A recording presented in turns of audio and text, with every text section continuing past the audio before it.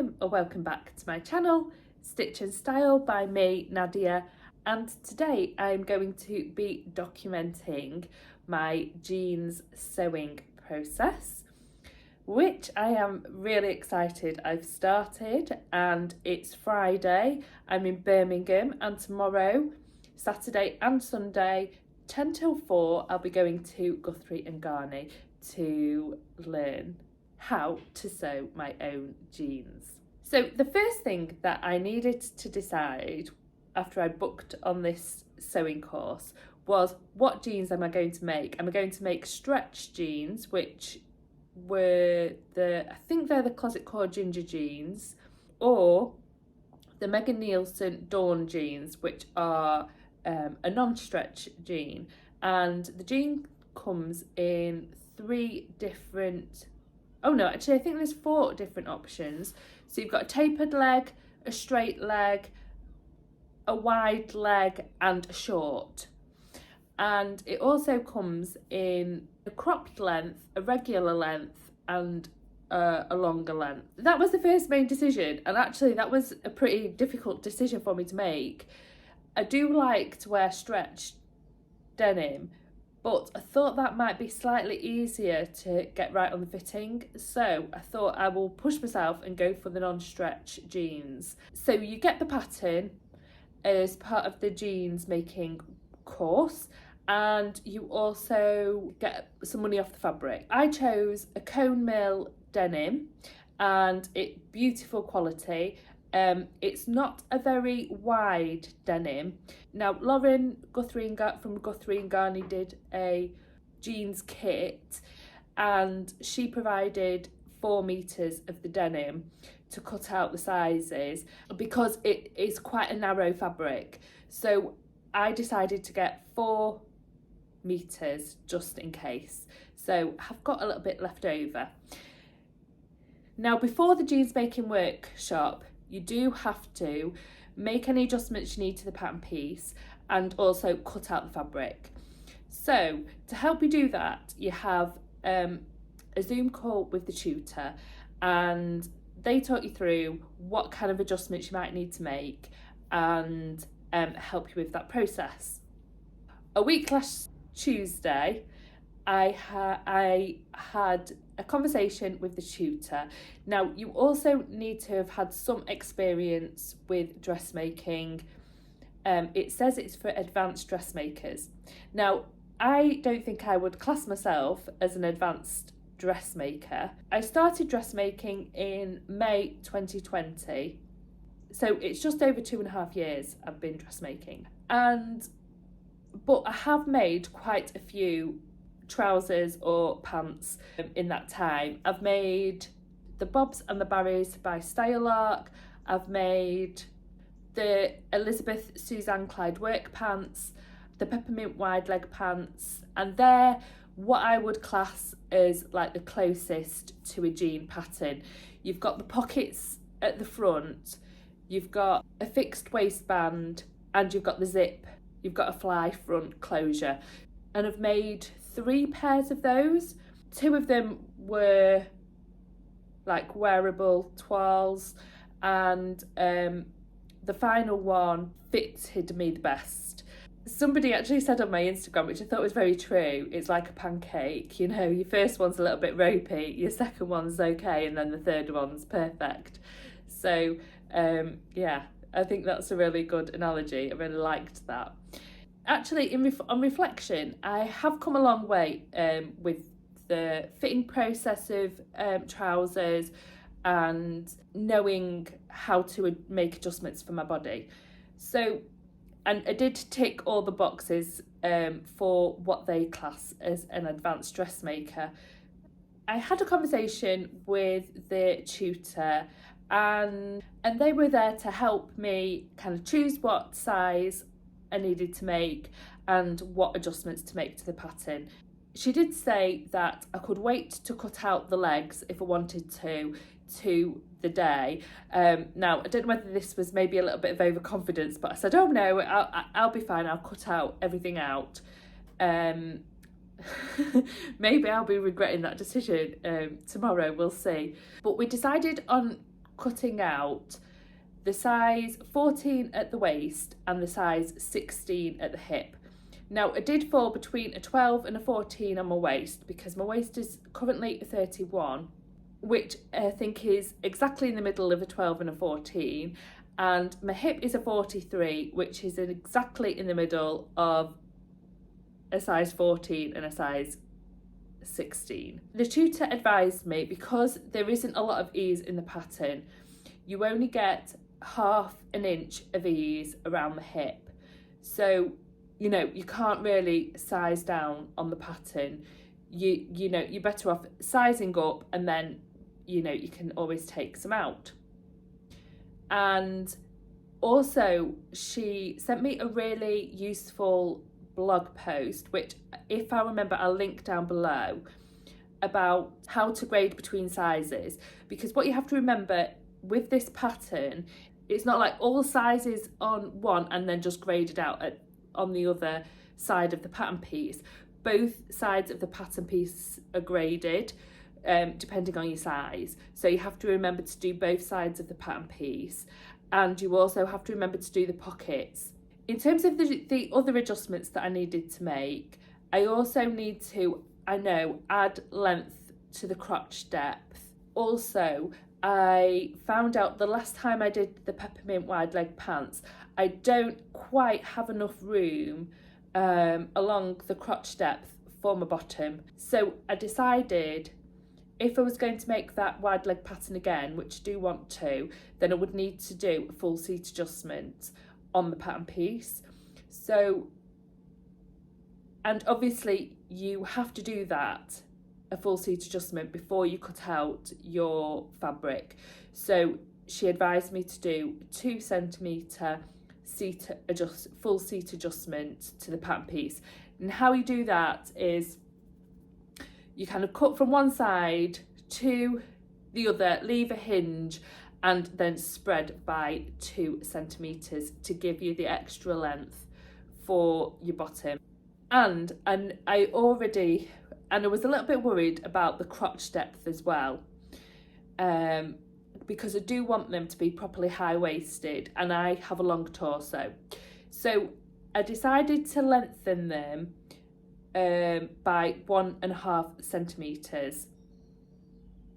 Now, I did go back afterwards and then think, I need to lengthen them by a little bit more. So I added another centimetre on. Now, they might come up a bit too high-waisted, but I'd prefer that than not having enough room. The other thing that I did when I was grading the pockets and what have you, now looking at the yoke piece, it is quite small, and I thought, I know I'm going to have to do quite a bit of a swayback adjustment on these jeans. And I thought, if I'm doing quite a bit of a swayback adjustment, now sometimes I need to take out a good 3 centimetres out of the centre back underneath the waistline.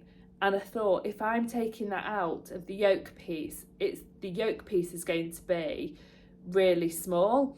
So what I decided to do, as well as add some length along the crotch curve, is also add length at the top.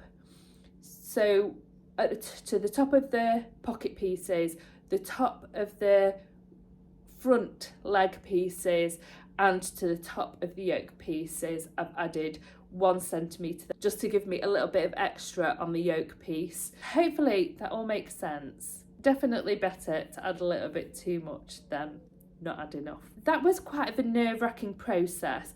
The other thing that I asked the tutor about was whether I perhaps need a full thigh or a full calf adjustment on the legs.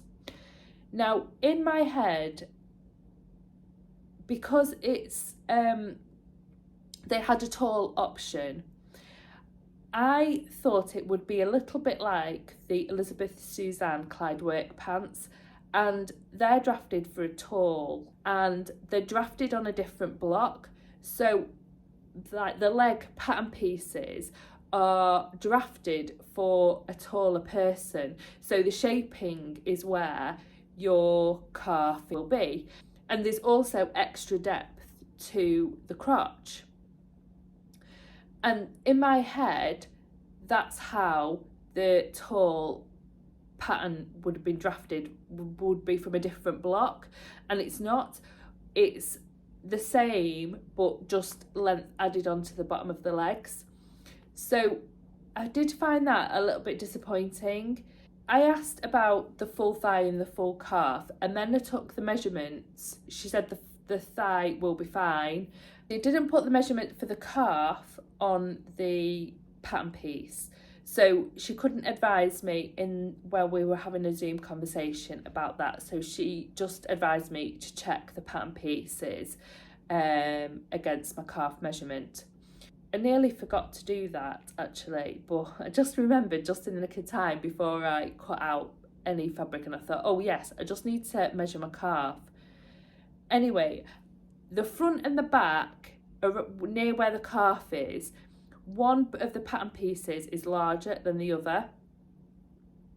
So I measured the larger one actually, and I thought, oh, I do need to add a little bit on, because if I presumed like they were the same width on the front and the back, if I took off the seam allowance and then times it by 2, it was just about the same width as my calf, so I wouldn't have had very much room at all. So I thought I'll just add a little bit on, so I'll add 0.5 centimetre to either side of the pattern. Now I did that on the back, which I think is the wider piece. Then when I went to do the front and I measured that, it's actually, I think, about an inch narrower than the back piece. So it wouldn't have fit me around the calf, and I had to add a little bit more onto each side of the front piece. Now that means that I've not added equal amounts to the front and the back, which might be a problem, I don't know, but I was reaching the end of my tether with making all of these adjustments, and yeah, so let's hope it's fine. If you're making it, do check things like if you've got a full calf or a full thigh, do measure those before you cut out your fabric. So the other bit of an issue then I had, once I'd made all of the changes to the pattern piece and I was happy with it, now I did compare it to the wide leg pants pattern piece, just to compare and see whether it's about the same length, about the same width. And it was. The only thing different to the peppermint wide leg pants was the shape of the crotch curve was completely different. So I was a little bit worried about that, but I'm just going to have to try and trust the process. I mean, I can't redraft the pattern, so let's just hope that the shape of the jeans works for me. The other thing that the tutor advised me to do was to lengthen the width of the waistband that I cut out, so I'd have a little bit of extra room either side, because she said that it does come up maybe a little bit small. So just to give yourself some extra to play around with, she said just cut it a little bit. So I added like 0.5 inch on to either side. She did advise me actually to cut them a little bit longer, but I forgot to do it. And I don't think it's going to make that big a difference, because I don't think the length is going to be an issue. I think I'm a little bit more worried about fitting around my hip. The other thing that I was in a bit of a dilemma about was whether to use the lovely fabric that I got from Lauren's shop, the cone mill denim, or whether to use a cheaper denim that I already had, rather than cutting into the cone mill denim. And I asked my husband what he thought, and he said just to cut into the cone mill denim. You know, it is replaceable. I can get some more if I need to. And, you know, he's saying, well, you've already spent that money, it's already gone. But I don't know, to me, it's like, if it's in pristine condition, I haven't actually spent the money yet. It's once you start cutting into it, then you've like kind of spent the money. I don't know, that's the way I view it. I don't know if anyone else feels the same. But no, I just thought, right, I'm just going to cut. I got these I got this denim for these jeans and I'm just going to cut into it. So I was very brave and I cut into my cone mill denim, and I saw on Lauren's live, she was wearing some jeans and she'd used the selvage to make a little feature on the pockets and the coin pocket on the front, and I've done the same. The tutor recommended, you know, why not do that, so I've done that and got all my pattern pieces. I've got some thread to construct the jeans and some thread, contrast thread for basting. I think that they'll provide everything else. I've got a little kit together with some scissors and a quick unpick and all the other little things that I might need. We do get to use Lauren's machines, and that'd be nice to try a different sewing machine. I've never sewn on a machine that's not a Janome, so that's going to be exciting, and I'm really looking forward to meeting new people who love dressmaking as well, and meeting, maybe I'll get to meet Lauren and I'll get to meet the tutor, and I'm really looking forward to it. So I think I've spoken for long enough. I hope that was interesting in the adjustments that I've made and some of the things that I had to consider before going on the workshop, and I wanted to document it in stages so I didn't forget all of the things that I did. Hopefully I've remembered everything. It is typical for me to talk on a vlog and then when I'm editing think, why didn't I mention this, that, the other? So hopefully I've remembered all of the important things that I've thought about, and I'll catch up with you tomorrow after I've been on my first day of my workshop.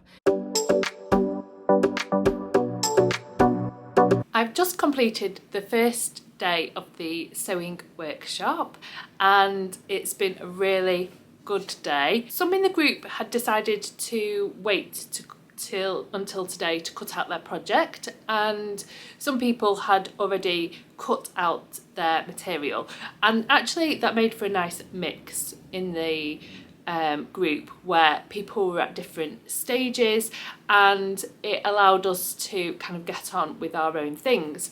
So we started off the day and we did a little bit of an introduction, and people had travelled from all parts of the country to come and attend, so it was really nice. We've got a really nice mix of people, and yeah, it's interesting talking to other people about their sewing journeys.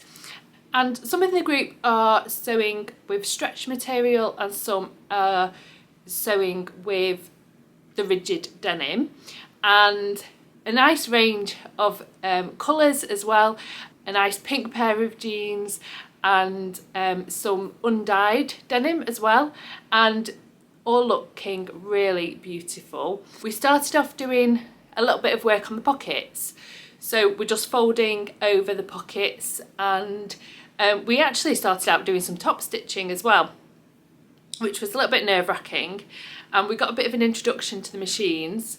So the machine that they use is the Brother Innovis machine, and it was really, really beautiful to sew with, really smooth, and especially on like a mid-speed setting, when you sped it up it did get a little bit more jumpy, and it was so quiet, the machine. Oh, my first go at doing the corner of the pocket, so we do 2 lines of top stitching, one about, I would say maybe about 0.3 of a centimetre in from the fold, and then another one at about 0.6 away from that one. I think they're about the measurements, but you kind of use your presser foot just to make sure that they're as even as possible. Now my first go at doing the corner, I had to unpick that because it was a little bit wobbly. I think just guiding the fabric around the corner was a little bit tricky, so I unpicked it and redid it. Now on both of the pockets, I wouldn't say my lines are perfectly evenly spaced. At some points they go a little bit in and then they come a little bit out. Although I'm happy enough with the curve that I got round the corner. So I did say, should I unpick this or should I redo it? And she said no, she doesn't want to see the unpicker out again. So she said no, just leave it, it looks good. And I'm happy with the finish that I've got on everything so far. The only thing that I would have liked to have done is on the pocket bag, we just sewed it right sides together, stitched it down and then overlocked the edge. And I think if I was making my jeans again, I would like to do a French seam on the pocket bag, just so it's a really nice, neat finish from the on the inside without any overlocking on it.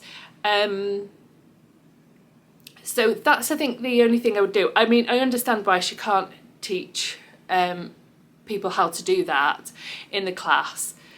So yeah, the overlocking was fine for my first pair. I think I got a little bit ahead because I didn't have to do some of the top stitching at the top of the pocket, because my top of the pockets are the selvage of the denim, and so I didn't have to do that. So actually that made me a little bit quicker, and we did the front pockets and we just pinned the back pockets on, and then we basted everything together in order to do a fitting.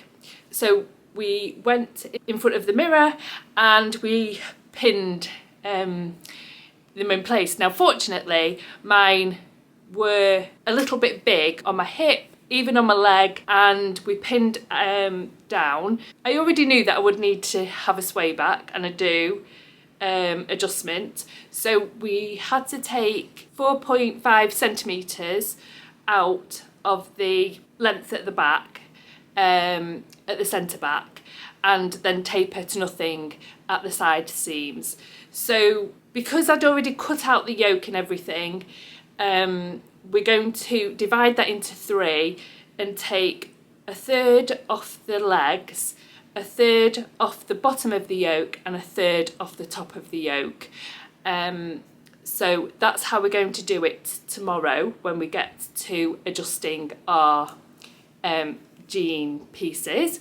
And I'm having to take 5.5 centimetres out on each side on the waist, so that's 11 centimetres I'm taking out on the waist. So when I tried them on today, they were quite big. I'm not actually taking the legs down to what they were, so I'm glad I added on a little bit on both sides, because I do actually need a little bit extra than what the pattern gave me. I'm a little bit worried because when we'd pinned the waist and then I was trying to take the jeans off without removing the pins, the pin on the waist kept coming out as soon as I tried to pull it over my hips, and she had pinned the jeans to my knickers, so my knickers were coming down at the same time. So I caught that, so before I gave anybody like exposure, indecent exposure. Yeah, I'm a little bit worried about, and this is a problem that I had with the peppermint wide leg pants, is that when I undo the zip, I can only just pull them from my waist over my hip. So I'm just going to have to be a little bit careful. I did mention it in class, and one of the other attendees said, yeah, maybe you need a bit of a longer zip, so might have to lengthen the zip if they've got a longer one. So yeah, we'd basted everything together, and then we had to, heartbreakingly, rip all of the seams and take it back into pieces so we can do our adjustments to the pieces. And then tomorrow, obviously, we're going to then put it all together for the final time. And the other really good thing that we got out the course was we made the adjustments to our pattern pieces while we were there. So yeah, I've done the swayback adjustment to the pattern pieces and taken all of the side seams down, and so the pattern pieces there are ready for me to use again. And when I do it myself at home, I'm a little bit lazy because I'll just tend to adjust my fabric without actually going and adjusting my pattern pieces, and then when you come back to make them again, you need to start doing all the adjustments again. So it's actually good practice to do that, and hopefully that will like get me into good practice with future adjustments. And the other thing that I wanted to say about the fitting was, when I tried them on, I thought I'd actually added too much length to the crotch depth, but the tutor thought that it was sitting exactly in the right place. So I might have done a little bit more fitting on that. So I'm glad the tutor was there to kind of guide me, because she said, no, where's your waist? She said, yeah, that's perfect. So yeah, glad for that help as well. So I think that kind of sums up where I'm at. And tomorrow we're going to finish the construction, do some more top stitching, which I really enjoyed actually. I really like that precision of the top stitching, and it gives it such a professional finish. So hopefully I'm going to have a nice pair of jeans that I can show you after I've finished the workshop tomorrow. So I'll catch up with you again, hopefully to show you my new pair of jeans. As you can see, I'm now back in my sewing room, and what a brilliant time I had at the workshop. I really enjoyed myself. Now, I haven't got a finished pair of jeans, which, you know, I was kind of hoping I would, but the time really flew on the second day. So I'll just let you know what we did on the final day of the workshop. I keep thinking it was yesterday, but it wasn't, it was the day before.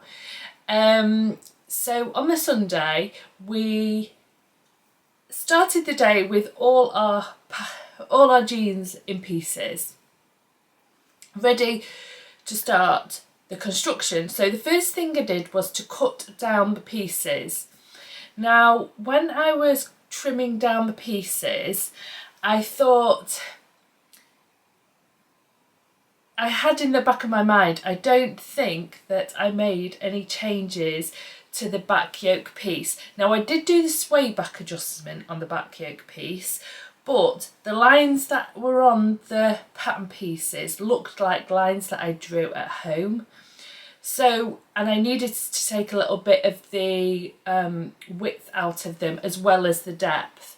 And I think when I took out the depth, I forgot to take out the width at the same time. And I was kind of thinking, did I do it? Didn't I do it? Did I do it? Didn't I do it? But I carried on, constructed the jeans, and yes, they are too big at the back.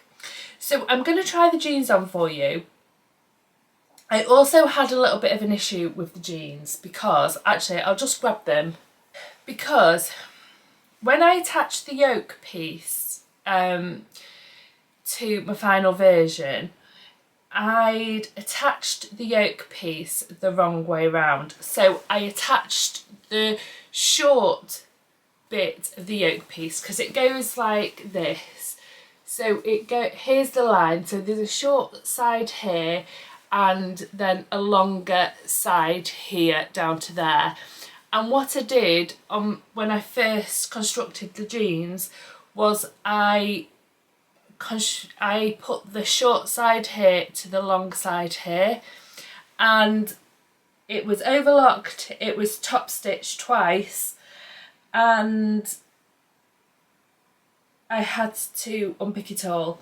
Now when I unpicked it, you'll see here that I made a hole in my jeans. Now during the workshop, I was so flustered by all these mistakes that I'd made that, and you know, it wasn't the tutor's fault, it was all my own fault. But I got so flustered that nothing seemed to go right in the workshop. And I got a little bit upset actually, but the tutor was brilliant. She was like, no, you've done really well. Everything's looking fab. And I was rushing at the end of the day. I just wanted to get the waistband on so I could try them on and see how they fit. Now, yes, that's when I realised I'd not narrowed the yoke pieces and they were too big. So I knew at that point, this was right at the end of the day, that I'd have to unpick along the back seam. So because I had actually repaired this hole in the class, but I wasn't 100% happy with it, and because I'd had to redo some of the top stitching as well, that didn't look as neat on the back seam. So I thought, if I've got to unpick to do the yoke piece, redo the waistband, redo some of the centre back seam on the legs, then I'm going to unpick it all, and I'm going to make the yoke slightly bigger so this hole sits in the seam allowance rather than on the outside of the jean. Yeah, so this was all double top stitched along the yoke piece, and double top stitched down the back crotch seam here. But when I got home last night, I unpicked all of the top stitching, ready for me to undo these seams and recut the yoke and repair the hole and make them fit. So hopefully that's all making sense of what I've done. Now, I know I could have left that hole as it was because it was actually nearly invisible, but I thought, if I'm going to make a pair of jeans and I'm going to invest so much time and energy in them, I want them to be as good as I can get them. So what I'll do now is I will pop these on. I've not started unpicking the actual seams because I want to show you what they look like, and just how much I'm going to have to take out and what they're looking like so far, because you've not actually seen them on me yet. So here are the jeans. So this is the top stitch, sorry, the belt loop's in the way. This is the top stitching I was talking about. That was my first bit of top stitching round a corner. I think I actually did that pretty well. So my waistline is there, and it just sits just above my waistline, the top of the waistband, and the zip's gone in very nicely. You can see here what I've pinned out. So I've pinned out, it's about 2 centimetres each side, 4 centimetres in total, that I've pinned out at the back, that I need to take from probably round about there up to the waist, top of the waistband. And so that's what I'm going to do next. The only other thing, I've put pins in the side from here. I don't know whether they're sitting maybe a little bit tight on my hamstring at the back. So what's happening is I've got a little bit of tightness here, so it's causing a little bit of bagging around my knee, the bag behind my knee. I don't know if that's normal, but I was thinking what I could do was just let it out ever so slightly from there down to the bottom, and just make them a bit of a looser fit all the way down, so they don't quite catch on my hamstring and on my calf muscles. But with the excess at the back pinned out, I think they're looking really nice shape. So that's my jeans so far. Sorry if it's not been the best camera angle, but hopefully, and the light, but hopefully you can get an idea of where I'm up to. I've also folded them up at the bottom to where I want the hem to end. So that's my guide for when I'm hemming them later. Hopefully I can fix the issues and get a lovely fitting pair of jeans, but it has got me really inspired, and I did learn a lot of new things, and it was lovely to meet other people as well. Yeah, I had a really nice chat and I've exchanged numbers with somebody on the course, so it was lovely. So now I've just got to get all my machines set up and ready. The advantage at home is that I do have 2 machines, so I can do the top stitching on one and the construction on the other, and yeah, get some blue indigo thread in my overlocker ready to start sewing. So wish me luck on my final little bit of my jeans making journey. And I know it's been quite a lot of me talking in this video, but I hope you have found it useful so far. Okay, bye! Now it's Wednesday, the 8th of February, and I'm pleased to say that my jeans are now finished. So yesterday I had a day off and I started working on them at about 12, and I finished in the evening, so I did make tea and do other things. So I would say maybe about 5 hours yesterday in total to finish the jeans, and it was probably about the same amount of time before the workshop just to trace out the pattern and to make changes to the pattern pieces. I unpicked all of the seams and I will show you how they're fitting now. Here's a front. Got the belt loops on, so they've top stitched at the top and at the bottom. I've got a button on. Now it is the wrong way up, and she did say to us, remember to put it on the right way up, and I thought I was, but I think I'd got it confused, so I'd got it upside down, so I've lined it like at the top rather than at the, that's supposed to be at the bottom, isn't it? But oh well, it's not a big thing, and I'm not taking it off to redo it.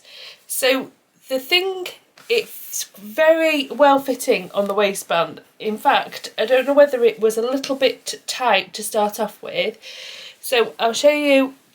On the button, I did have the button finish about here, and then I did another bit of a buttonhole here. Fortunately it got stuck, so actually yeah, that worked out well.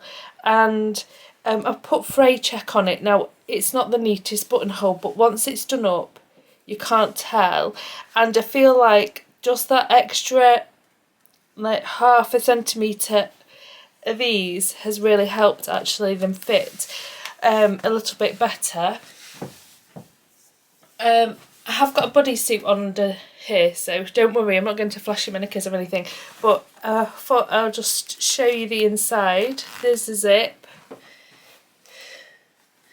and the flash of the pocket piece. Now for those who have seen my channel before, I made a shirt out of this for my husband, and what I liked about this fabric was it's the same on both sides, so there's no wrong side. So yeah, I really liked that touch for the inside of my jeans. And a nice sturdy zip, and I've put a rivet on the corner of the coin pocket, and also where I've got the other selvage finish, I've also put rivets on the pocket here and here. So I'll show you the back. Maybe I'll just tie this up out of the way. I have taken a little bit of footage of me, so here we go. Here's the back. Again, same, I've got the 5 belt loops, 3 at the back and 2 at the front. And the yoke, I still feel like there's maybe a little bit of excess here. in the yoke at the back. So as I said last time, I had to unpick all of this top stitching here. I recut a yoke, 2 yoke pieces, and I re-sewed all of that on. Now it has meant that the yoke is coming just above the pockets, and I knew that that was going to happen, but I prefer that to having a mended hole in the showing on the outside. It does, you can see it on the inside, it is in the seam allowance, but it's all fixed and it's not going to fray. Here's how the legs are looking now. Obviously there's some creases there, but I think that's just natural wear, and I'm happy with how the legs are looking. I have hemmed these and I'm pretty happy with how they're sitting. I did cut off, I think it was like a good 3 inches off the bottom to get them where I wanted to sit. I did cut the tall version, but I didn't lengthen them. So everything went pretty smoothly yesterday when I was working on them on my own. The only thing is my overlocker, and I don't know whether it was the way I threaded it or I don't know what the issue was. It was overlocking 2 layers of denim fine, but then when it came to like the legs, there was 4 bits of denim there together, and my overlocker would not overlock it.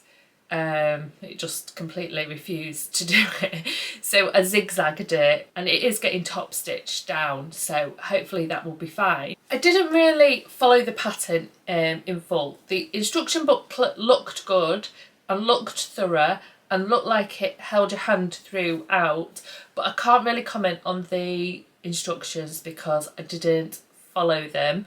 During the course, the tutor was there to tell us what the next steps were, and then I had to redo some of the steps, and then all that was left to do really was to finish the waistband and just sew on the belt loops and put in the rivets and the buttonhole. So I've been wearing them today while I've just been eating lunch, so I've been sat down, and I thought I might find them a little bit uncomfortable, but they are so comfortable. I really am enjoying wearing them. I'm wearing a bodysuit, so things aren't going to ride up, but I find that sometimes when I'm wearing jeans and what have you, I can't wear them without a belt, because otherwise all of my tops become untucked, and I like to be all tucked in. So yeah, it's really nice having a pair of jeans on that I don't have to wear a belt with unless I want to. So the legs are very comfortable. I think they're just like the perfect jeans. I'm just absolutely thrilled with them. It was definitely worth persevering. The fit issue with the yoke. Now, when I've gone and had a look at the yoke piece, when I was to recut it, actually I didn't notice before I recut it, but then when I was putting it away, I'd noticed that I'd done the swayback on the side of the yoke piece rather than on the centre back. So that's, I think, led to some of the issues I was having with the fit. And I did have to take off quite a bit out of the centre back yoke as a swayback adjustment. The actual construction is absolutely fine. It's lovely to work with, a nice thick denim. The top stitching is really, it's a little bit tricky, especially around the corners. Straight, I found no problems. But if that's a concern for you about having like really visible top stitching, you can get an indigo denim or a black colour or whatever colour you're making your jeans in. You can just go for a matching top stitching, so it doesn't matter if you go a little bit wobbly, or you can just embrace the wobbles. So if you're like me and you like wearing jeans and you're a little bit nervous about attempting jeans making, I would definitely 100% recommend a course. I think it's just such a good learning environment. I learnt so much, and I'm really happy with the outcome, and it's definitely inspired me to give other things a go that I might have been a little bit nervous about. I'm going to try and make a stretch pair. I've got some denim to make some stretch jeans as well, and I'm feeling very inspired to make a matching jacket to these jeans, and I'm thinking maybe a Sorrento jacket. Now I've said it, I'm gonna have to do it, aren't I? I mean, I don't know whether people think that's a little bit matchy, but I don't have to wear them together. But yeah, I think a matching jacket I think could look quite cool, in my eyes anyway. My husband thinks less so. So hopefully you're feeling inspired maybe to give jeans a go. I'm now just doing a little bit of an update. I'm hoping to edit the vlog today, but maybe this won't surprise you if you've been watching my channel. I have made a few tweaks to the jeans this morning, and I just wanted to share that because I'm going to be retaking some photos, and hopefully I can show you before and after, and you might not actually see that much difference, but to me it's made a big difference actually. Looking back at the photos this morning, there was a little bit of extra length than I needed at the centre back, so I unpicked the top stitching, and then I had to unpick the belt loop, and I had to unpick the seam. So I cut off 2 centimetres at the centre back and tapered it out to each of the belt loops. So when I'd done that and I'd taken out the 2 centimetres and I went to reattach the waistband, there was a bit too much material in the yoke to ease that back into the waistband, and it was looking a little bit wavy where I'd done it last time, so I had to take more width out of the centre back for me to get the waistband to fit. So I had to unpick the top stitching here as well, and then re-sew the waistband on and top stitch it, making sure I've caught the belt loop in the right place, and then I've had to re-top stitch that bit there. But that's all done now, so I'm feeling a lot happier with it. Now, I still don't think they're the absolute perfect fit. I think there's still modifications that I would like to do on the pattern before I make it next time, but I'm not going to unpick anything else. I'm happy with how they're looking now. I promise I'm not going to do anything else with it. But I just thought I'd let you know that I did make a few little changes before I publish my vlog and before you see the final photos.